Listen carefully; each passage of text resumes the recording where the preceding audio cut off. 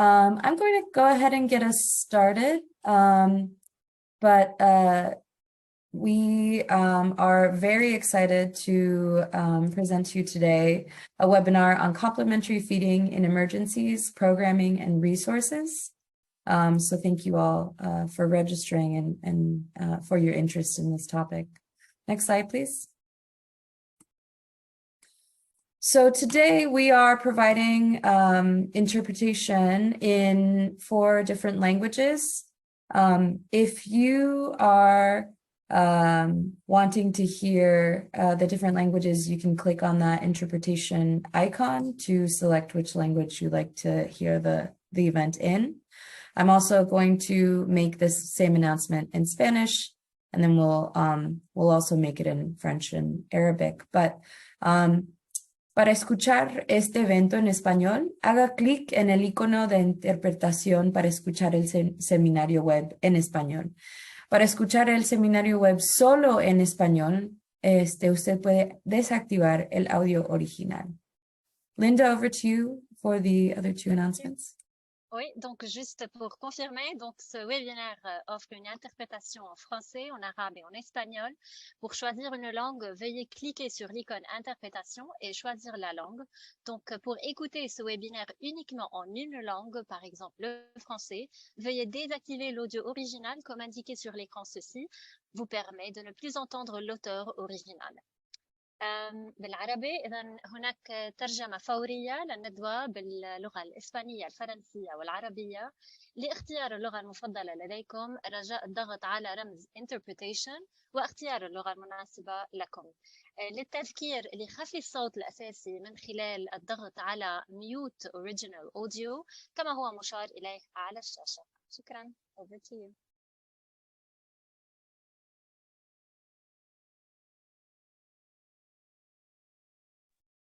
Great, thanks so much, Linda. Next slide, please. All right, for today's event, if at any point you're unable to hear the speakers, make sure you are connected to your audio by selecting the headphones icon. In the chat, please, as I mentioned before, send a message to everyone to introduce yourself. You can also use the chat box to send in your comments or to ask for support during today's webinar. Next slide, please. Today, we will be using the Q&A box to collect your questions. So please submit your questions to the panelists in the Q&A box. You can find the Q&A icon in your Zoom controls, so you can click on that and enable the Q&A box for yourself. Panelists will either reply to you via text in the Q&A box, or will answer your questions live during the discussion portion of the webinar. So please do make use of the Q&A box for questions specifically. Next slide, please. Now it's my pleasure to introduce today's moderator. Our moderator is Karen Christensen. She's a nutrition and humanitarian context specialist with USAID Advancing Nutrition. Karen currently provides technical and operational support to studies on local treatments for moderate acute malnutrition, programming, cash and voucher assistant for nutrition, and complementary feeding in emergencies. Over to you, Karen, for the rest of the event. Thanks, Yuritsa. Good morning, good afternoon, good evening to all. Thank you for joining us today. My name is Karen, and on behalf of today's presenters, I'm pleased to welcome you to this webinar on complementary feeding in emergencies, programming, and resources. As we will hear about shortly, this topic is constantly evolving as we adapt and innovate. In this webinar, we will present on global work and 4 country case studies to expand our understanding of how complementary feeding in emergencies looks in different settings and how it aligns or diverges with global and local guidance. We will begin with some opening remarks from Erin Boyd, a senior nutrition advisor at USAID's Bureau for Humanitarian Assistance, who are a key funder of this work. We will then have a quick poll to hear about your experience with complementary feeding in emergencies before I hand over to Linda Shaker-Berbari, a nutrition specialist at UNICEF, who will provide an overview of the conceptual framework for complementary feeding. Linda will then pass to Jodine Chase, the coordinator for the Infant Feeding and Emergencies Core Group, who will share an overview of the 2020 report, which reviewed the experience and direction of complementary feeding in emergencies. This global overview will conclude with Jen Burns, a senior technical advisor for USAID Advancing Nutrition, who will present on identifying gaps in current guidance and available resources. We will then proceed to a deeper discussion of the case studies in 4 countries. First up is Nigeria, followed by Sudan, Yemen, and Myanmar. The first 2 case studies were conducted by the IFE Core Group in coordination with UNICEF and are available on the ENN website. The latter 2 were conducted by USAID Advancing Nutrition and are currently being reviewed and finalized. Finally, we will conclude with a time for participants to ask questions. As Yuritsa said, please share your questions in the Q&A box, and we will do our best to address them in our limited time. As you can see, we have a wonderful panel today. For our case study presentations, you will hear from experts in each of the countries. Sangeeta Jacob Dugal, a nutrition manager from UNICEF Nigeria, will present on behalf of the work there. Mona Maman and Osama Ismail. Mona is a nutrition officer from UNICEF Sudan. Osama is the nutrition emergency coordinator for the Federal Ministry of Health. They will present on behalf of Sudan. Saw Eden, a nutrition program advisor from Save the Children, will present on behalf of Myanmar. And Karima Ahmed Al-Hadar, a planning and liaison specialist for the Scaling Up Nutrition Secretariat, will present on behalf of Yemen. Next slide. Our global presentations will be led again by Linda, a nutrition specialist at UNICEF, Jodine Chase, the Infant Feeding and Emergency Core Group Facilitator, and Jen Burns, the Senior Technical Advisor from USAID Advancing Nutrition. Allison Donnelly, an independent nutrition consultant who led USAID Advancing Nutrition's case studies, will be joining us for the Q&A. To begin, I'd like to hand over to Erin Boyd from USAID to share some opening remarks. Over to you, Erin. Thank you so much, Karen. And it's so great to see people from all over online, many familiar names. And this is such an exciting webinar to be a part of. As Karen said, I'm Erin Boyd. I work at USAID in the Bureau for Humanitarian Assistance. Those of you who have applied for BHA funding may be familiar with the BHA guidelines. And for nutrition, we really have 3 subsectors. And the one that is mandatory is maternal, infant, and young child feeding in emergencies. Because of this and the emphasis that BHA has really spent looking at infant feeding in emergencies, we came to see and recognize a trend in that a lot of our partners didn't have significant detail in relation to complementary feeding in emergencies in their proposals. So while there was a lot on lactation support and monitoring of breast milk substitutes, we identified about 5 years ago the complementary feeding space as a significant gap. And we really didn't know why, whether or not it was because partners didn't have the tools to do appropriate assessments or program planning, or if context made it too difficult to really have the time and space to address complementary feeding. USAID BHA has supported the IFE Core Group through the Emergency Nutrition Network to do an initial analysis 3 or 4 years ago related to complementary feeding in emergencies with practitioners. Many of you probably responded to some of those surveys and participated. And from that, we really did identify the need to do a better and more in-depth analysis of the type of tools and also the approaches that partners were using in complex and protracted crises. So that brings us to today, and I think a really exciting process. There have been a series of pieces of work that USAID Advancing Nutrition has led with in very close collaboration with the IFE Core Group. I've been a very long-standing member, sometimes active, sometimes not, in the IFE Core Group, and so it's really wonderful too that the collaboration and leadership of the IFE Core Group has allowed complementary feeding in emergencies to kind of take off into a space where there's a little bit of time and energy to look at some of the approaches. So the analysis that USAID Advancing Nutrition that Allison has led on in relation to analyzing, collating the available tools, as well as conducting the case studies that we'll hear about today, these are all moving us in the direction of really trying to have better programming and better address the needs of the diets of vulnerable children affected by crises. So with that, I'm going to stop, and I'm really excited to be able to watch and learn as well. I'm going to pass to my colleague and someone who is one of the big experts in this space, Dr. Linda Shaker-Barbary, who is now with UNICEF. So I think that's right. Oh no, sorry. Before Linda, you're going to pass it back to me, and then we're going to pass it to Linda. Sorry. Great. Thanks, Erin. Now I would like to invite our participants to share about their experience with today's topic. On your screen, a poll will momentarily appear. And the question for this poll is, what has been your experience supporting complementary feeding in emergencies? We're going to ask that you please select the answer that best represents your experience. So you have 3 choices here. I'm going to give you all a minute to do that. Thank you for actively engaging.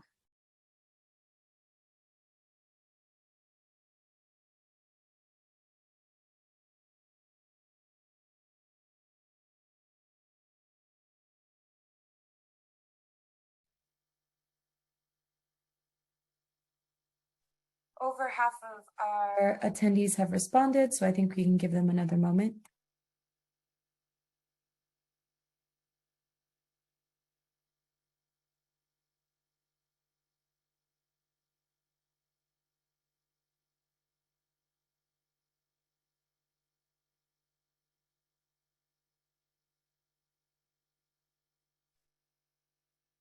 Okay, we're almost at about 80% Terrific. participation. Well, thanks, Yuritsa. Yeah, it's great to see. We have about 20% of you who have been heavily engaged, about 45% who have participated in some activities or are familiar with the topic, and about 35% of you are not familiar. So we're very happy to have you here and hope that you get some great takeaways from this event. So I will now hand over to Linda to present on the conceptual framework developed by UNICEF. Over to you, Linda. Thank you, Karen. I'm going to ask John to share the slide. Perfect. So, hello everyone. It's a pleasure for me to join this really exciting webinar. Indeed, so today we're talking about infants and young children. We're talking about specifically young children who are 6 to 23 months of age. And really, what are they being fed and how they're supported, how we can support them, how we can serve them, especially in emergencies and in fragile contexts. Contexts that are unstable, where already, if there are existing poor habits, these would be further jeopardized. Next, please. Sorry to interrupt you, Linda. Would you mind speaking a little bit more loudly and directly into your microphone? Yes, can you hear me well? Can you hear me better now? I'm just going to check. Oh, now we can hear you well. Thank you. Okay. All right. Great. So yeah, just emphasizing that we're here to really talk about infants and young children who are 6 to 23 months of age, what they're being fed and how we can support them, how we can serve them in contexts that are fragile and where already existing poor habits could be further jeopardized. Next, please. So in 2021, UNICEF published the Child Nutrition Report, Fed to Fail, titled The Crisis of Children's Diets in Early Life. And this report presented data on children's diets and really showed that in 2020, most children aged 6 to 23 months were not fed according to global recommendations. It showed that diets are failing in, number one, timeliness, in frequency, and diversity. About half of the children are not fed the minimum recommended number of meals. And you can see that over 2/3 are not fed even the minimally diverse diet they need to grow and develop. And more than that, the low consumption of nutritious foods is especially troubling, with about half of the children missing the benefits of very rich, nutrient-rich foods like fruits and vegetables and eggs, fish or meat. Next, please. So And unfortunately, the poor quality of the diets and the feeding practices has persisted over the last decade, and we haven't seen meaningful improvements in timeliness, in frequency, in the diversity, or the consumption of nutritious foods. In particular, if we look at dietary diversity, which is really a key indicator of the quality of the diet, and this has remained low over the past decade. In 2010, it was 21%, and in now 2020 or 2022, the most recent data is 24%. This graph that you can see, and apologies, maybe you cannot really read the text, but this presents data from 50 countries, and it looks at the trend. And unfortunately, it does show, although it has noted some significant increase in the percentage of children in about 21 countries. However, what is worrisome is that in 10 countries, these have experienced a drop during this time period, and therefore highlighting the lack of progress or improvement. Next, please. When we talk about this complementary feeding period, it's really an exceptional period because there is such rapid growth, such enormous physiological changes that are taking place. The body weight quadruples, the height increases by 75%, vast changes that are happening during this period, which mean that the nutrient needs are high. They're extraordinarily high, and therefore the consequences of inappropriate diets are extremely dangerous. And this is illustrated in the figures here on this slide, which show that how, for example, for stunting, which is an indication of stunted growth, which increases rapidly between 6 and 23 months of age. So we can see it. We can see the impact of lack of poor diets. And similarly, globally, more than half of all the children with wasting are younger than 2 years of age, again highlighting the importance of diets during this critical period. Added to that, we are in 2022, and this period presents an unprecedented challenge, and the number of children living in food and nutrition insecurity is rising. We have combined effects of conflict. We have, the war in Ukraine, a climate-induced drought and environmental degradation, socioeconomic impacts of the pandemic. All of these push the already existing vulnerable children into unprecedented levels of vulnerability of food and nutrition. And all of this kind of prompts us to raise the alarm, to really support improving the diets of infants and young children in all of the contexts, in different contexts. And this is a reminder to us all. Next, please. So in 2020, UNICEF published a programming guidance to help with improving young children's diets during this period, during the complementary feeding period. And we're here in a webinar focusing on complementary feeding in emergencies. Although this guidance is not specific to humanitarian context, but it remains relevant to emergency settings and has considerations. It considers requirements for emergencies in most actions.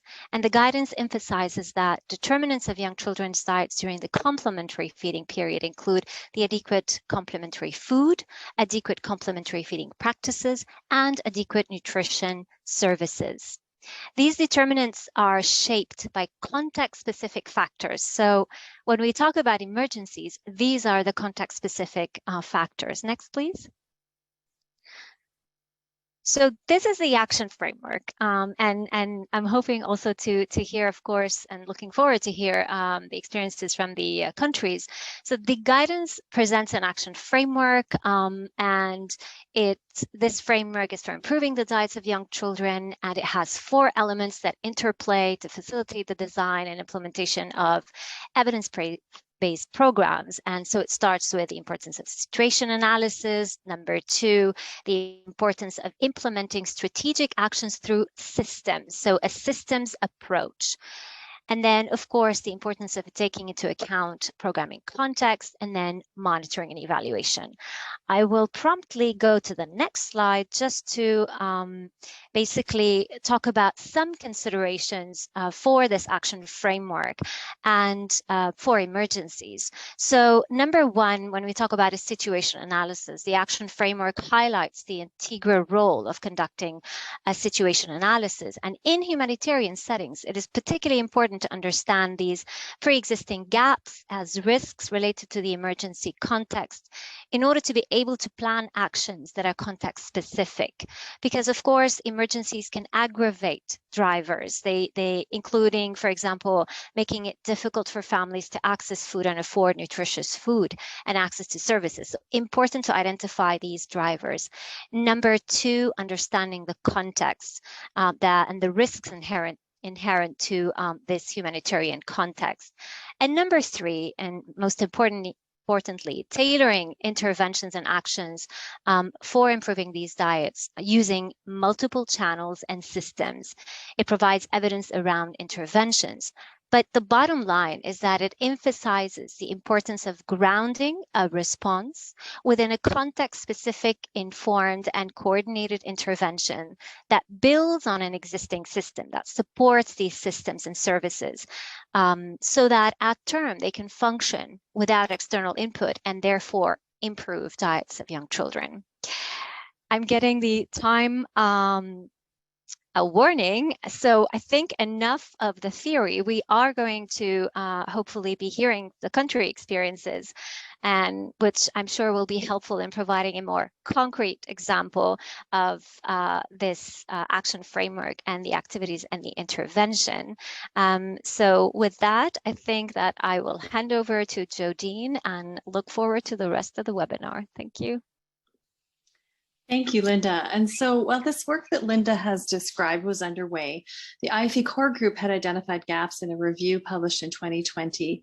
So we work to ensure appropriate infant and young child feeding in emergencies, and we have developed operations guidance to this end, with, of course, infant meaning the period from 0 to 6 months where exclusive breastfeeding is optimal, and then supporting young children ages 6 to 24 months to receive nutritionally adequate and safe complementary foods during emergency. So in this report, we reviewed the experience and direction of complementary feeding in emergencies with 34 key informants from around the globe, and including the direct experiences of responders to emergencies in a number of countries. Next slide, please. The people that we spoke with felt that while we have guidance for the what, our operational guidance does not address the how. Boosters were identified as increased awareness among emergency practitioners that complementary feeding in emergencies is a neglected area. There is emerging leadership, as we heard from Erin, and commitment by different UN agencies, from our donors and from our infant feeding in emergencies partners to address complementary feeding in emergencies at all levels. However, these boosters were outweighed by barriers, programmatic issues, a lack of preparedness and leadership, and insufficient scale. Despite awareness and use of the operational guidance at headquarters, regional, and capital levels, dissemination to frontline health and nutrition workers is a really important discovery of a gap.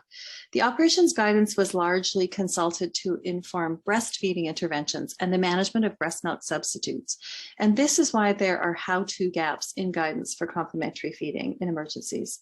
So the review concluded that the provisions of our operational guidance regarding complementary feeding in emergencies are not being met. It identified no clear examples of strong complementary feeding in emergencies preparedness and response to draw on. And so this is why our next step was to document through case studies the work that is underway in countries that are leading the way using the UNICEF Action Framework. And so I will now pass this over to Jen Burns, who will describe the work of USAID Advancing Nutrition and what is being done to address these gaps. Go ahead, Jen. Thanks, Jodine. So, as mentioned by Jodine, one of the key findings in the ENN-led review was that chief among the barriers to complementary feeding in emergencies was partners' perception that they lacked the knowledge for what constitutes an effective and efficient CFE intervention. and the tools needed to implement complementary feeding programming in emergency contexts. And so USAID Advancing Nutrition felt we could help to improve this understanding of those interventions and develop the tools to support that programming. To address the barriers to accessing tools, USAID Advancing Nutrition carried out a mapping of tools used in complementary feeding programming. And this is across both the humanitarian and development space, as we believe that often resources exist on either side, which could be adapted for the purposes of the other types of programming. We also conducted a gap analysis with recommendations for developing tools to improve this planning and implementation. This review assessed more than 500 resources for content related to complementary feeding, and tools were mapped against the previously mentioned documents by Linda and Jodine, the operational guidance for IFE, and along the UNICEF programmatic guidance as previously outlined. Next slide.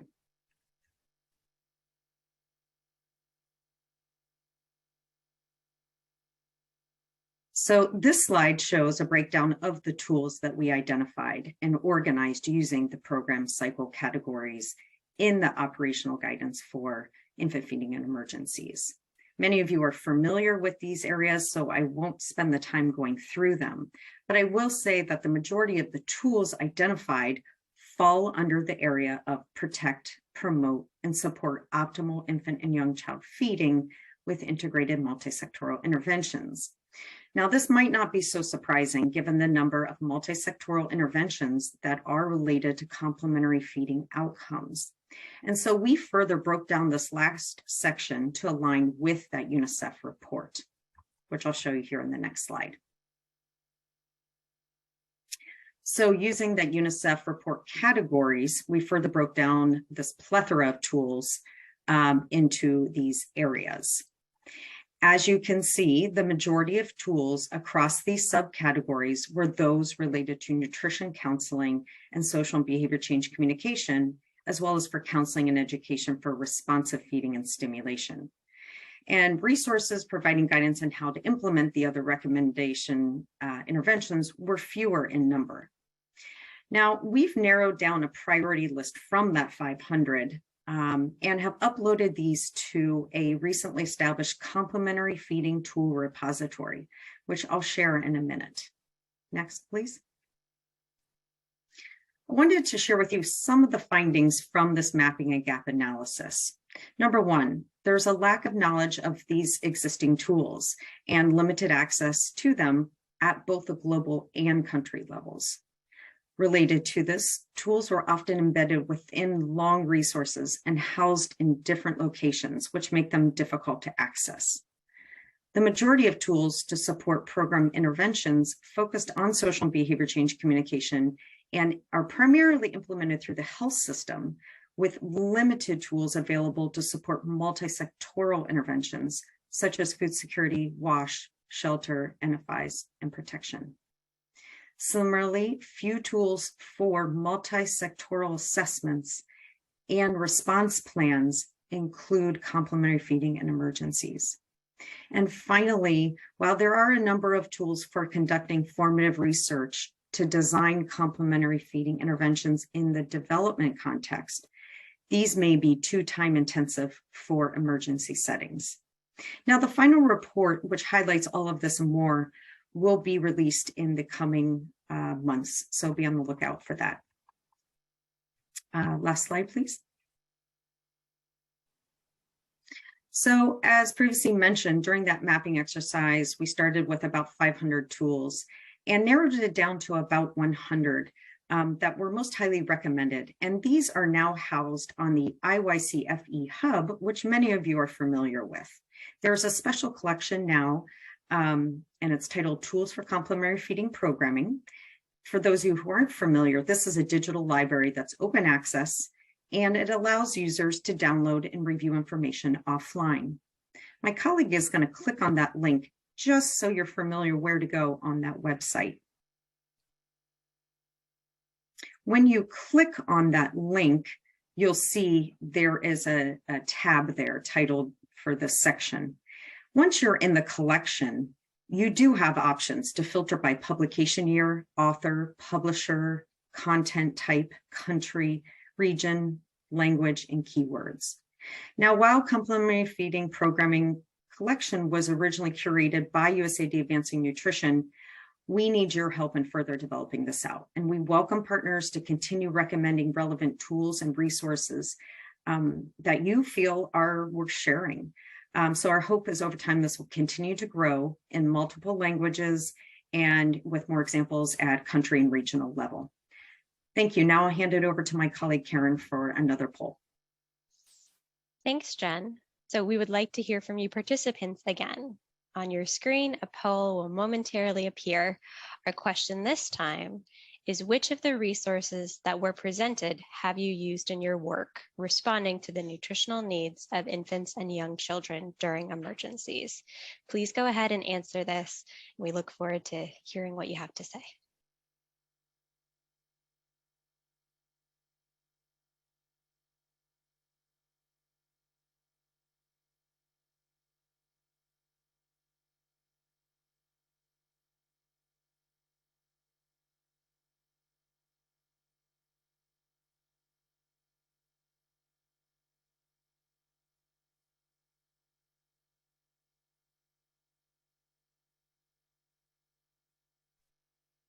So about half the respondents, half the audience has responded, so we can give another couple minutes for everyone else to have a chance.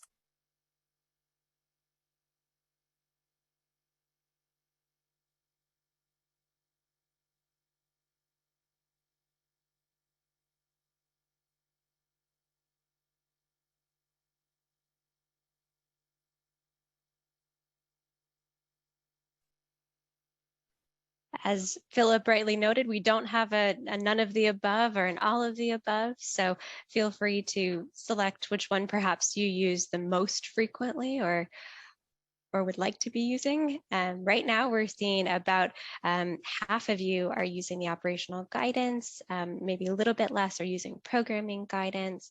And then as far as the hub, that's pretty low so far. So we're very grateful to have this opportunity to promote that terrific resource, not only for the collection we help support, but for the other resources it has made available. Since we want to be respectful of everyone's time and we still have a lot to get through, we're going to probably go ahead and wrap it up here. We got about 60% participation, which is great.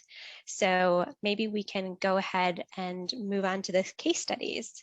So the order of presentation is going to be from Nigeria to Sudan to Yemen and to Myanmar.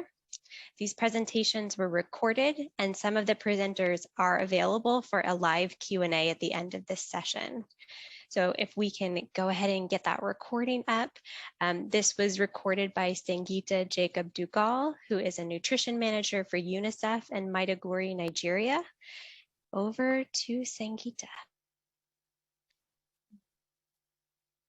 So the first thing which I would like to mention about the program context is that this Northeast Nigeria is the group of 3 states, and the 3 states names are Borno, Adamawa, and Yobe. And these 3 states are, you can see in the map, are very thickly populated area, as the whole country is. And we found the pin is very high in Nigeria, and the crisis in these 3 states started in 2009. And you can see that since it is an emergency location, it is armed conflict and a very strong restricted movement of both civilians and humanitarian workers and aid leaders. So a lot of violence is going on since last 1 full decade, and you can understand the challenge is very high. And the package of any developmental activities is to to adapt and change the situation, but sometimes it is very difficult to reach out to the population because of the floating and movement related to influx, and also the disrupted population from their locations. We also have continuously experienced cholera, diarrhea, and during the COVID-19, we had different type of challenges, including lot of children getting out of the normal category to the malnourished category. And this is the information which is published by OCHA in 2021. So the situation, I can only in one line say that it is a very challenging situation in northeast Nigeria, with the armed conflict and influx of people and movement of people. So in terms of the situational analysis, we have approximately 1.5 million people who really need the life-saving nutrition services. And within that, 1 million children under 5 and 500,000 women of reproductive age within the base states require the urgent support. And there is an estimate that 810,000 children under the 5 were projected to suffer from acute malnutrition in 2021.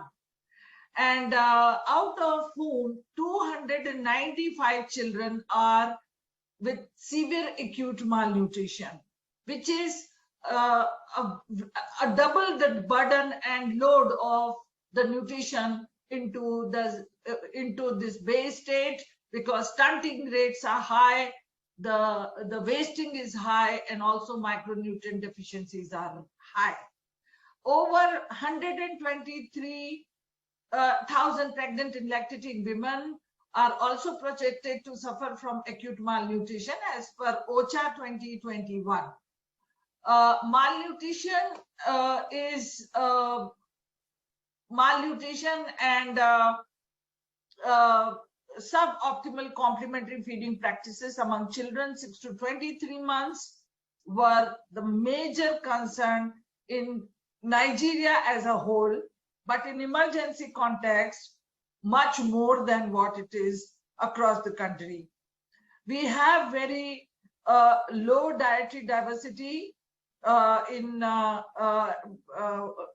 a main factor, and suboptimal complementary feeding, inadequate meal frequency were also one of the major cause of concern.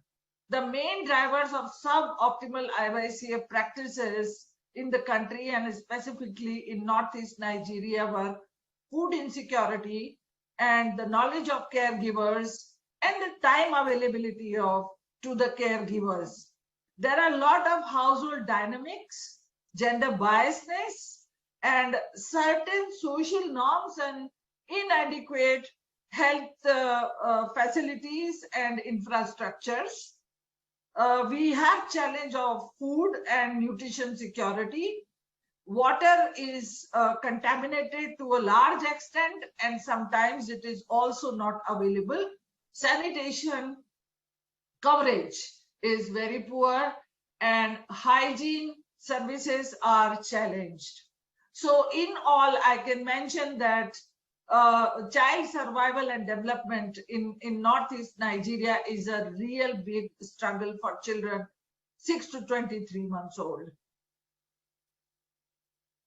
In terms of the interventions, Northeast Nigeria has many innovative interventions implemented to achieve our program targets and goals for complementary feeding and IYCF.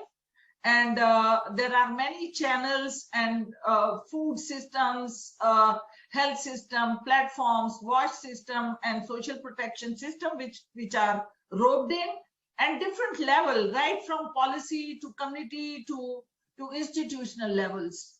But in terms of intervention package, we have all the traditional interventions. But I would like to mention to you specifically about the mother-to-mother and father-to-father support groups we have. And as I mentioned to you that the large population is traditionally very, challenged with gender preferences. So there are separate groups which require interaction, both fathers separately and mothers separately. So we have created conducive environment for interaction and interface, even with fathers, for them to take up the responsibility of child care. And this is one of the major things which has really worked very well. Child care, feeding the child, IYCF is not alone the responsibility of grandmothers or mothers, but also the fathers. So this is one of the great intervention which is working very well. The second intervention is also the IYCF friendly space, which is in the institutional setting and at community setting. But the most important which I would like to talk about is the institutional setting, where all the health facilities have IYCF corners. There is a dedicated corner and a space where all the mothers who come with the children below 5 years, specifically 6 to 23 months old children, and mothers who are pregnant themselves, they come and attend the sessions in the space and talk about what are the key highlights for their families to take care of their children and child in womb, and also the maternal nutrition. So these are the two very innovative and very supportive interventions of Northeast Nigeria to support IYCF and complementary feeding. In terms of monitoring, evaluation, learning and reported outcomes, we are very fortunate to have the action framework in the Northeast Nigeria, that we are also documenting our interventions and actions all along.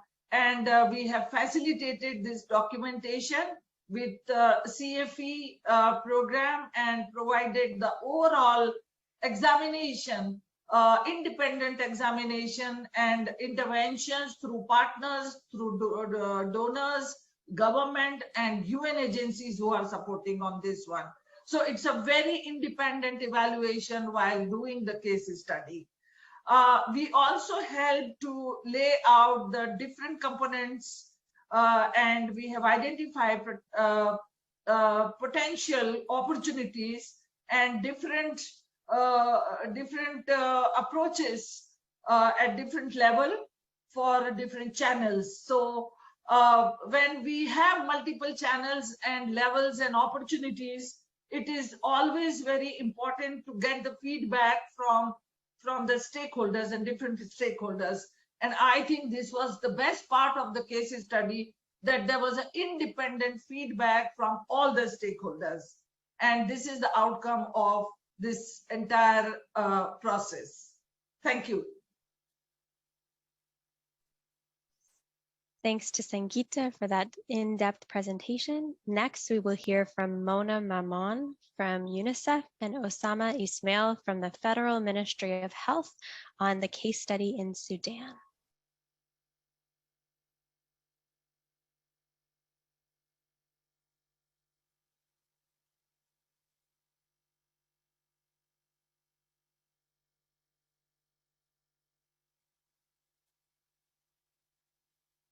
Thank you so much all for giving me this opportunity to share Sudan case study in complementary feeding in emergency. I'm representing Nutrition Sudan team.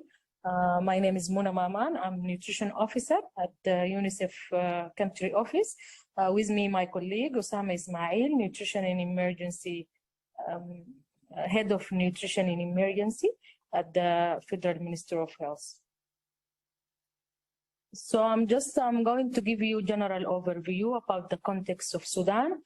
In Sudan, we have multiple emergencies, in different areas leading to the poverty and food insecurity. We have an internal conflict, we have civil unrest, we have drought in some areas, and we have flooding, and now at least 4 states now affecting by floods, and we have disease outbreak. The nutrition coordination in Sudan, the nutrition sector in Sudan, led by the Federal Minister of Health, and FMO8 and UNICEF is the co-lead. We have a lot of nutrition interventions and specifically complementary feeding interventions. Some activities vary and some activities are standardized. So here we can see the key child survival indicator. We have wasting 14.1, and we have the open defecation 32.8, and stunting is 36.6 at the overall country.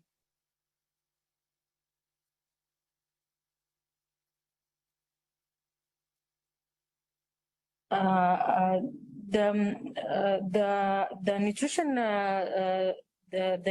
situation analysis estimated over 3 million children suffering from wasting. This is HNO 2020. Anemia is 48. The level of children 6 to 59 months. Breastfeeding rates also improving, but still we have complementary feeding problem. The complementary feeding indicator showed major gap, and for example 25 to 28 of 6 to 23 months meeting the minimum dietary diversity. On the complementary feeding, wasting is suboptimal for complementary feeding 6 to 23 months.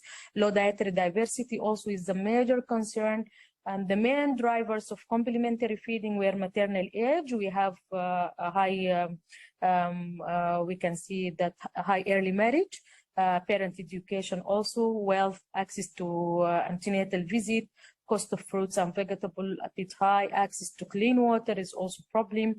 Cultural practice, we have a lot of taboos. You know, Sudan, we have diversity from region to another region, and every region has his own taboo and myths and misconceptions.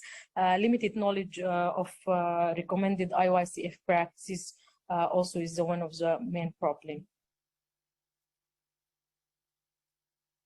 In Sudan, we have policies and guidance that, support the complementary feeding intervention in general. We have coordination mechanism in place, like we have that support complementary feeding. We have IYCF technical working group and IYCFE task force. We have technical committee in complementary feeding, and this mainly leading the work of complementary feeding pole initiative, but support other complementary feeding intervention, and also we have some movement. The policies environment related to the complementary feeding on IYCF, we have Sudan IYCF strategy from 2015 to 2025, national nutrition policy, infant and young child feeding in emergency operational guideline. This is newly 2022, and we have IYCF integration multi-sectoral guidance. The intervention that,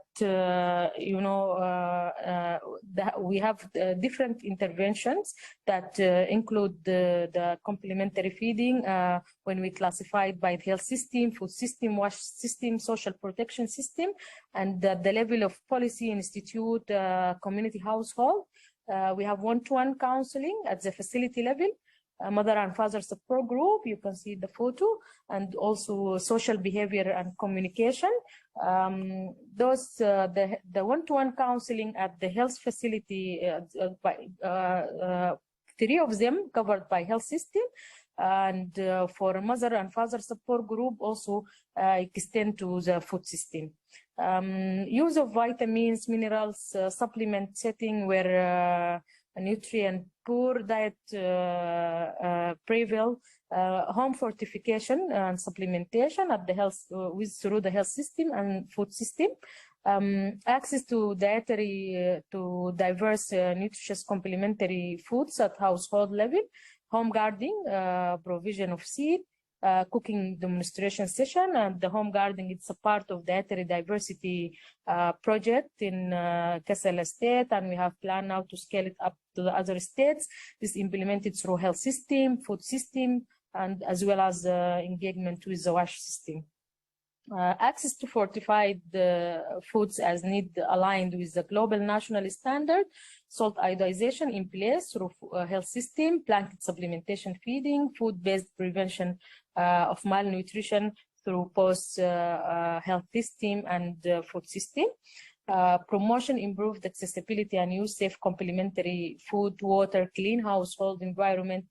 Hygiene promotion also in place through the health system and food system as well as WASH, and access to water is through health system, food system, and WASH system. Consideration for emergency and system strengthening efforts continue during emergencies. They can promote community resilience, help institutionalize action to improve children's diet over the long term, strengthening action through health system, food system, social protection, and WASH system.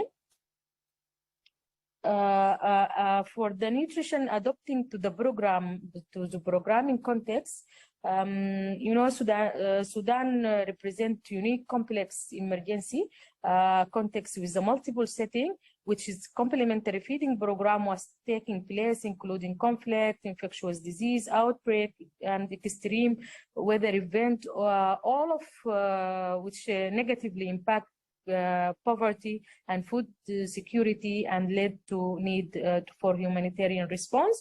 As I mentioned before, we have a strong coordination mechanism for nutrition and complementary feeding were put in place.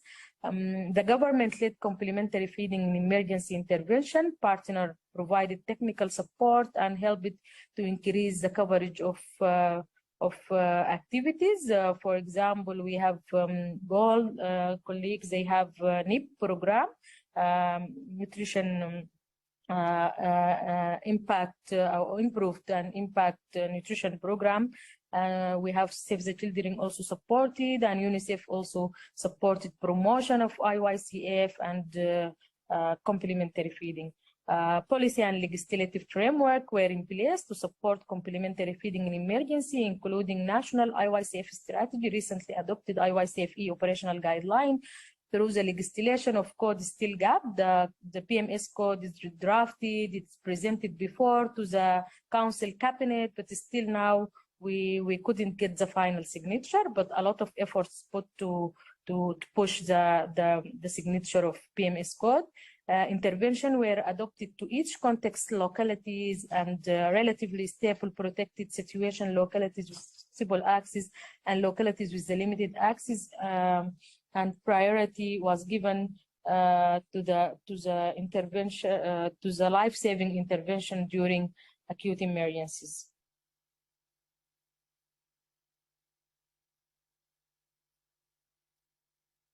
On the key findings of the study, over to you, my colleague Osama, to go through this. Okay, regarding the key findings for the case study, that having a package of contextualized supplementary feeding emergency intervention enable a response to context-specific needs. Also, an initial situation analysis examining the diverse of supplementary feeding practice provide the necessary knowledge that guide the design, actions, and interventions. One of the main findings that the coordination, sharing visions, and joint close planning amongst different sectors, also strengthening the outcome of supplementary feeding emergency. Undertaking the specific and concrete activities and building the evidence on impact, encourage the uptake and scaling up of NIP circle initiatives, and consolidated diversity project.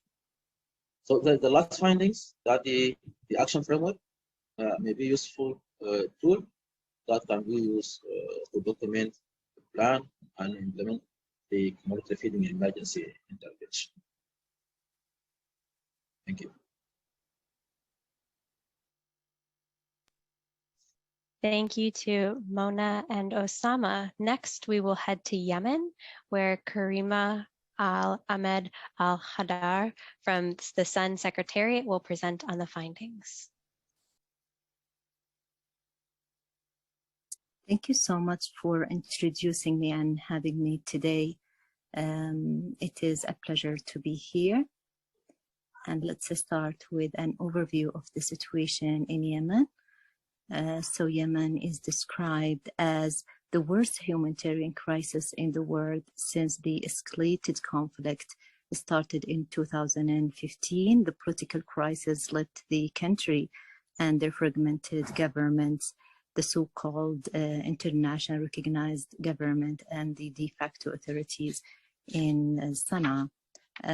Going through all these has left 80% of the population in Yemen live below the poverty line.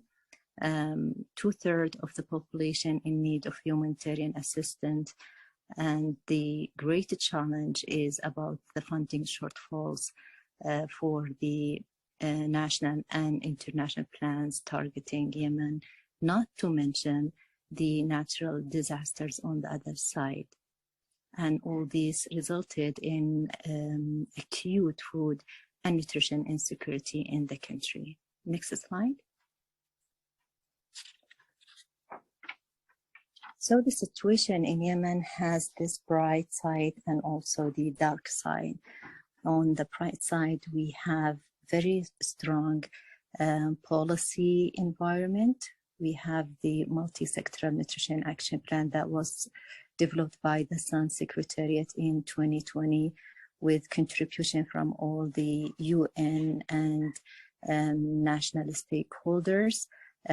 Many of the activities within the multi-sectoral plan are aligned with the recommendations for the complementary feeding. We have also participated in many international events for food and nutrition, such as the N4G Summit and N4G commitments, also the food systems dialogue and the food system pathways within the country. On the country coordination level, we have a very good level of intersectorial coordination within the humanitarian actors, and also now we are about to draw the situation on the humanitarian development peace nexus in Yemen. On the other side, unfortunately, we have very limited funding for the national plans and even for the humanitarian response plan. We have this competing prioritization of activities, whether they were humanitarian or development. Unfortunately, life-saving activities doesn't include the complementary feeding at the scale that we want it to be there. Next slide.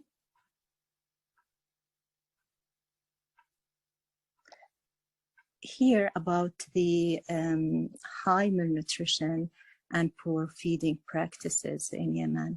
On the gender side, we can see that we have many restrictions on women, whether they were legal rights or movement restrictions on Yemen. For the food, we have many challenging aspects for the availability, accessibility for food because of the rising food prices, unemployment and poverty. On the surfaces, unfortunately, we have only 50% of health facilities are functional and 49 have no access to safe water. For the adequate practices, Unfortunately, there is lack of clarity about the quantities needed for each food group. Children food intake often not monitored, and also low continued BF. We can look at these indicators that in Yemen we have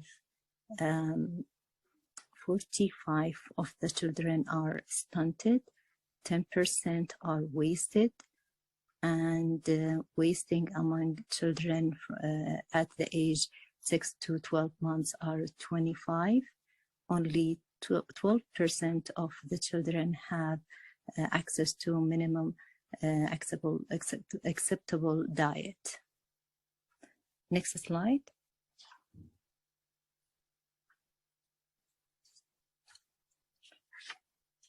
So here we have this overview on the current interventions in Yemen. A number of actions were implemented aimed at improving diet in the complementary feeding period. The majority of activities focused on improving caregiver knowledge. SBC activities are delivered through the health systems and are focused on information provision using standard materials and messages, which are not usually adapted for the context. Counseling is available and is usually integrated with the treatment of wasting, targeting the caregivers of already malnourished children. SBC activities at the primary caregiver and their design is not appropriate for engaging men. There is a gap in understanding how to engage men in activities to support improved nutrition and child care. BSFP and MNPs were context-specific actions aimed at enhancing access to fortified food and were delivered at scale. There are examples of programs to enhance availability of nutritious food at household level, but these are currently not delivered at scale. Cash for nutrition programs provide a form of social protection focused on increasing access to nutritious food and addressing other barriers to good CF, but are currently targeted at those already receiving treatment for wasting. Large-scale social protection activities, such as food assistance, in kind or cash, are in place, but currently are not integrated with the SBC activities. Next slide, please. Here it is more on the nutrition information system in the country. So we can say that we have a very challenging environment for the nutrition information system. We lack the tools for collecting data and analysis the data. Monitoring we have the multi-sectoral plan indicators that include the complementary feeding, but actually we are facing a lot of challenging in collecting the right data and information. We have also the nutrition cluster, tracks the number of children receiving the health services, the BSFP micronutrient interventions, and IYCF counseling. One of the best mechanisms for the nutrition information system is the smart surveys, that we have very reliable results on the IYCF indicators.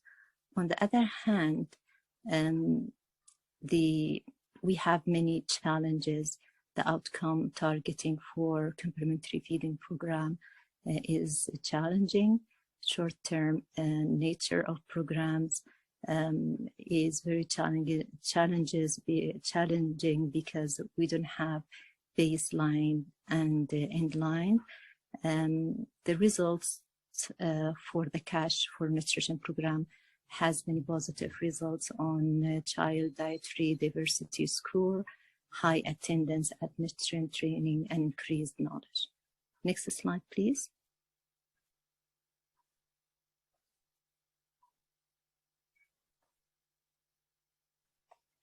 Here we can have this overall findings that successful scale up of standard humanitarian complementary feeding has taken place.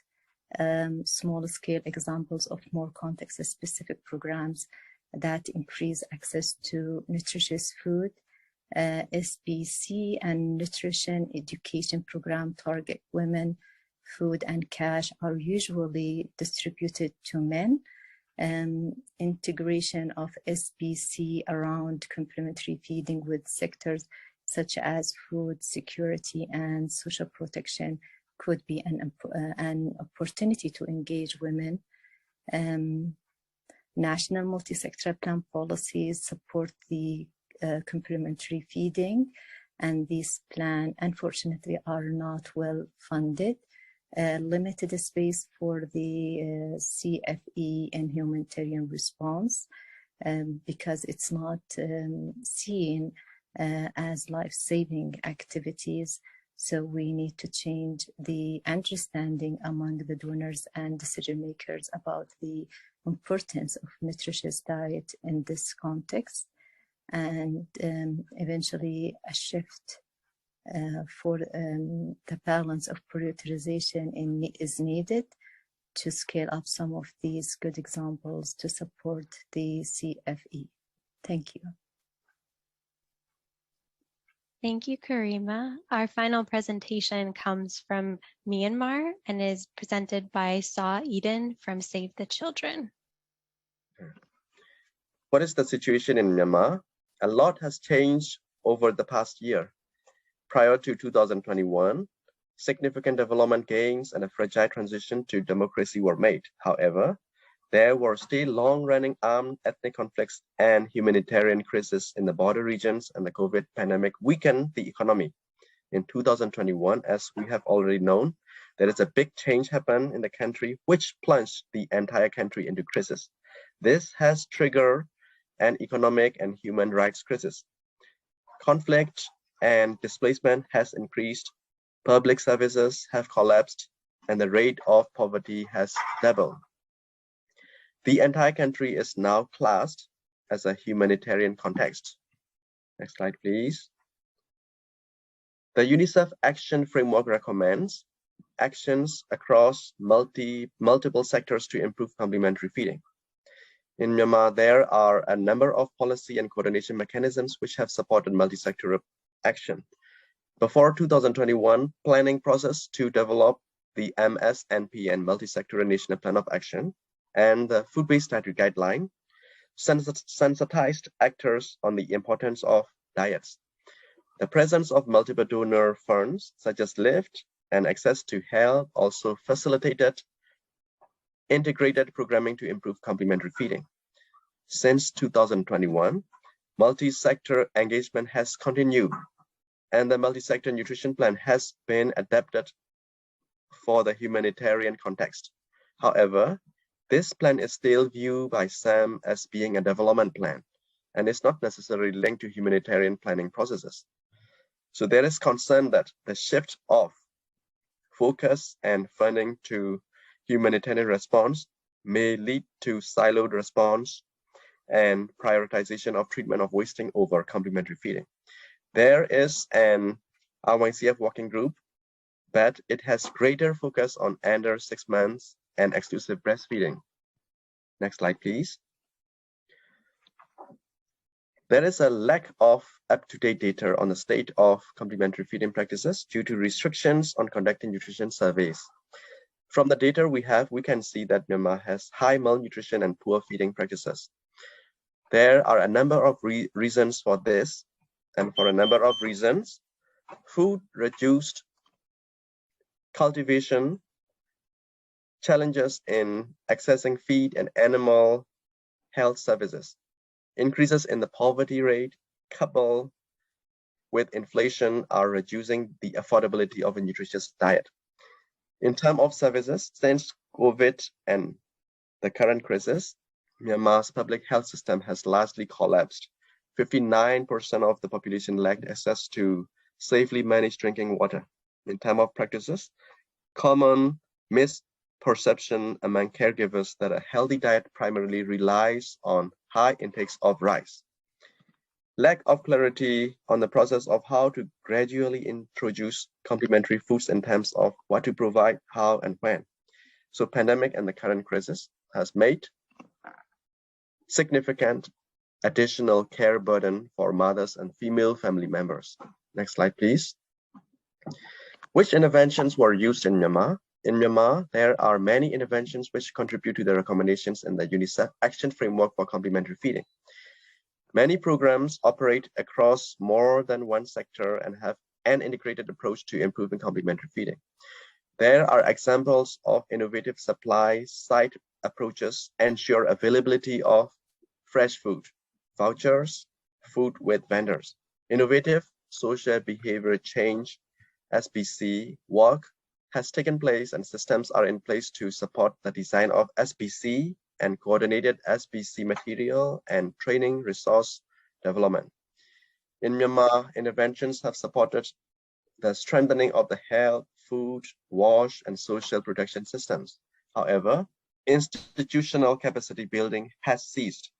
Next slide, please.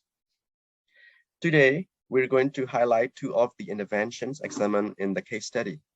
One is banana bag nudging tool. Using a human-centered design approach, the partners responsible for this program tested a variety of different potential solutions with the families. And the result was the banana bag complementary feeding tool. Shaped like a banana, the bag was filled with a variety of tools designed to act as nudges for recommended complementary feeding behavior. The soft zipper bag also opened up to be a baby mat, so mothers would have a clean place to feed and play with the baby. The bag targeted many different aspects of complementary feeding behavior. After 3 months, this short trial showed promising results. Mothers in the trial were reported to adopt the correct feeding behaviors for their baby, have increased confidence in complementary feeding, and observed the positive impact on the baby's development.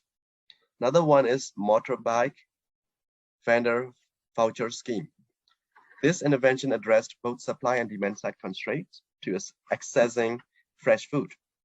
Based on an initial assessment, it focused on specific food groups found to be missing from the diet.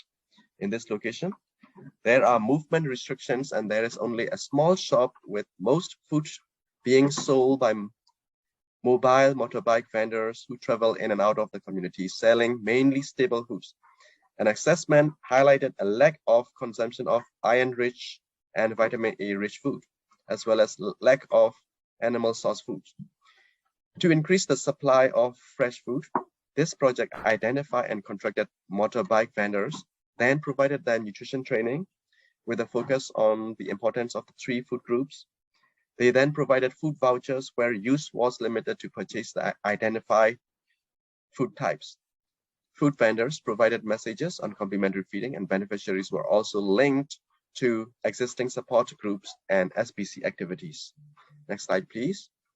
So how about monitoring and evaluation?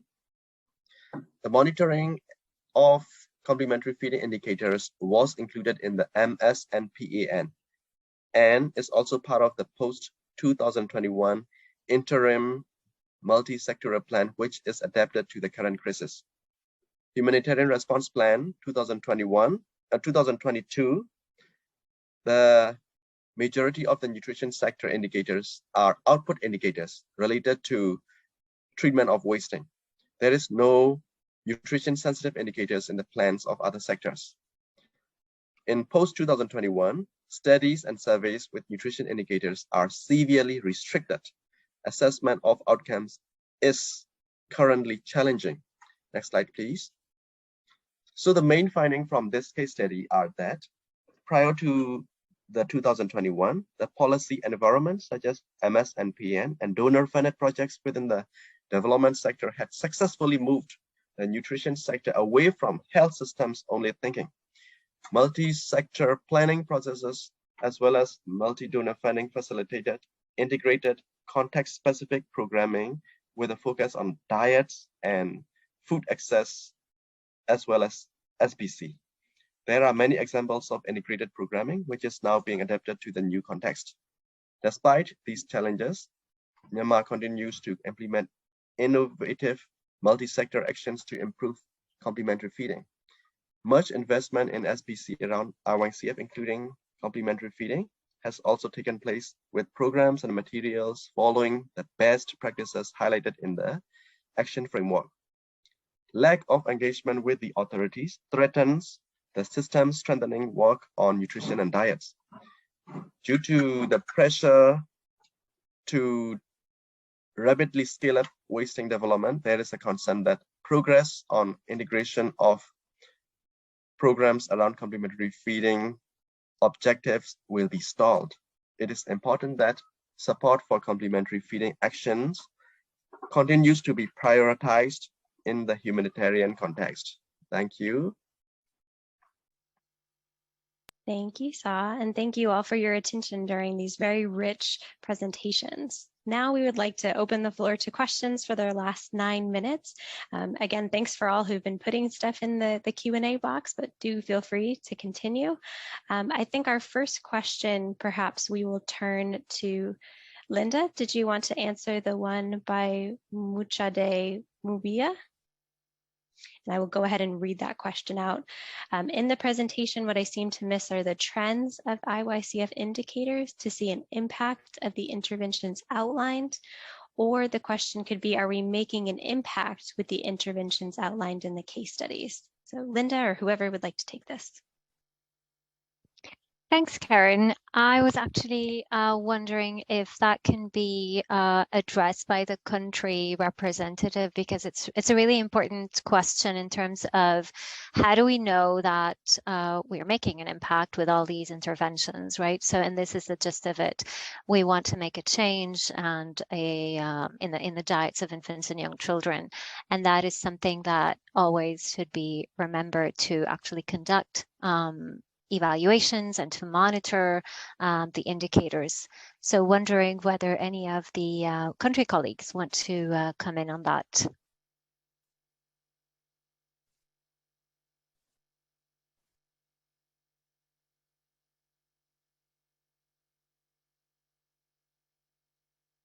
Anyone?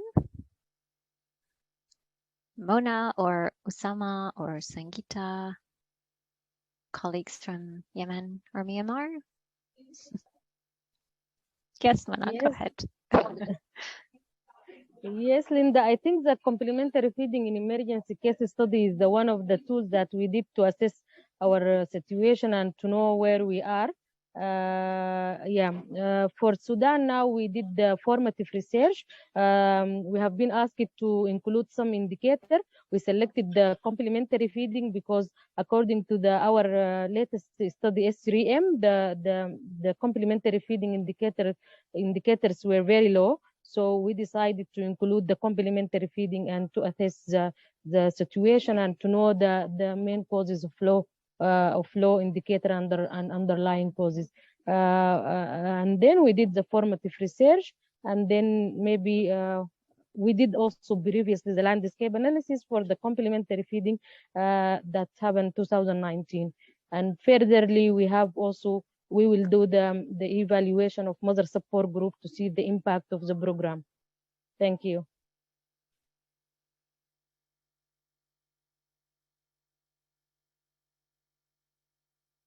You're on mute, Karen. Knew it was going to happen.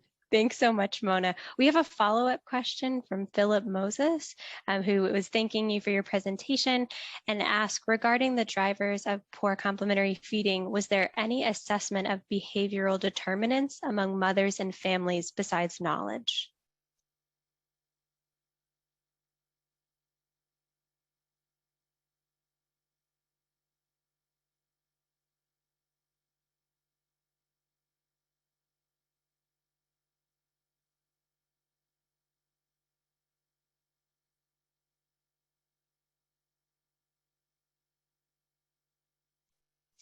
Mona, if you are answering, you are on mute, just like I was a moment ago. Yes, Linda, I think I have an interruption. I couldn't hear you. I lost you. Can you please repeat again? Sure, happy to. We had a follow-up question from Philip Moses, who asked, regarding the drivers of poor complementary feeding, was there any assessment of behavioral determinants among mothers and families besides knowledge? Yeah, I tried just to send him the general indicator of the IYCF. As I mentioned, recently we did the formative research, but general IYCF indicator, we have like the continuous breastfeeding.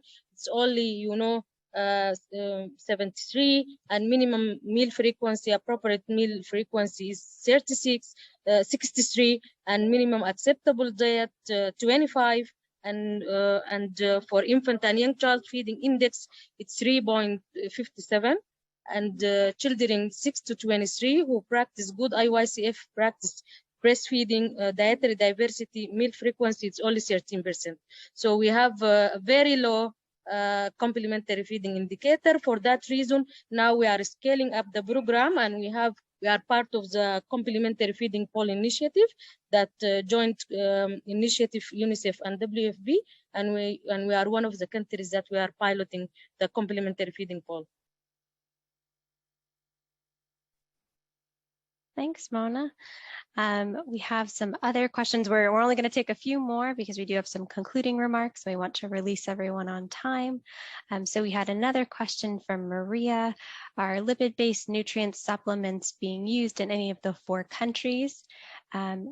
Mona, Karima, anyone want to field that question? Alison too. I can take this question for Myanmar and Yemen. Yes, lipid-based supplements were being used in both contexts, depending on supplies. Sometimes LNS, and then sometimes FBFs. So that's on behalf of Yemen and Myanmar. Thank you. Yeah, in Sudan also it's in place, but by WFP support, not UNICEF. The LQNS and the MMBs and all the fortification, it's running and operating by WFP team. Terrific, thank you. Okay, our last question, we're going to take one from Eliana. In areas where food fortification is limited and animal-based foods may not be feasible, what recommendations do you have to help otherwise healthy individuals meet their dietary and micronutrient needs? The floor is open to any of our panelists on this one. Maybe I can quickly take that one. And actually, this is an opportunity to encourage everyone. And Alina, thank you so much for this question, to encourage us to look at the programming guidance and the framework, which emphasizes the need to actually identify these gaps, these nutritional gaps in the diets of infants and young children. So you highlight here the importance of micronutrients. So very important to understand what are the gaps, and therefore address these gaps via the different interventions. And these interventions there, the programming guidance provides evidence around the different interventions. So you mentioned fortification, there's also micronutrient supplementation, there's also innovation with regards to providing nutritious foods. So there are multiple kinds of interventions that one can consider depending on the context and depending on the extent to which the government can be supported to do that. And that also includes, of course, for mothers as well as for children. So I think this is an opportunity to really look into the different interventions that improve the quality of the diets and the micronutrients specifically. Over. Thank you. Thanks, Linda. While John pulls up our final slide, I'd like to thank you all for your participation and hand to Jen for some final remarks. Thanks, Karen. Just a couple closing thoughts. Number one, be on the lookout for a number of the publications that were mentioned throughout today's webinar. Those will be released in the coming months. For any future support needed regarding complementary feeding and emergencies, feel free to reach out to the Global Nutrition Cluster Technical Alliance, which the link is here. And lastly, be on the lookout for the Complementary Feeding and Emergencies series through the Field Exchange that will be coming out later this year. And this is really to share more of these stories of the how-to of complementary feeding and emergencies programming in multiple countries. We'd like to thank everyone for attending, and special thanks to all of our presenters today. Thank you.